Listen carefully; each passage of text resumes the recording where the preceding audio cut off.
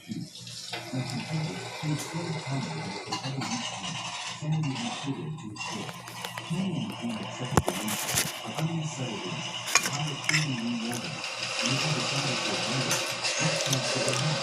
The pilot passed them with the The three grew unbearably thirsty. They knew they couldn't drink water, so they only made some sick.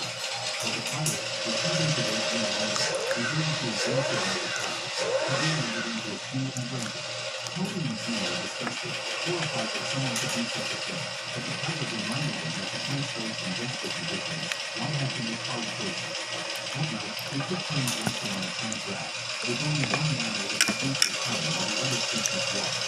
None of them knew how long it would continue, or if they ever be rested at all. On midnight, after starting the camp, the pilot suggested a way that seemed to be taking them towards the water, while behind them lay a remote and undeveloped part of the land. The pilot estimated that it would take searching for a few more days, but could not now carry them towards the water.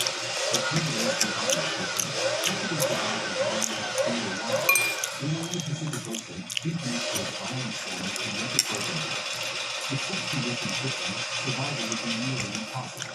For now, under knowledge, it had been days since they eaten. Gene pointed out that the ocean had fish, and if they could catch some, they might have a chance. The three improvised a hook by dismantling a string from an expedition. They tied it to a makeshift line and cast it into the water. Soon something tugged hard on, but whatever was down the hole with incredible force. Gene and Tony struggled to reel it in, desperate to see, but the line snapped.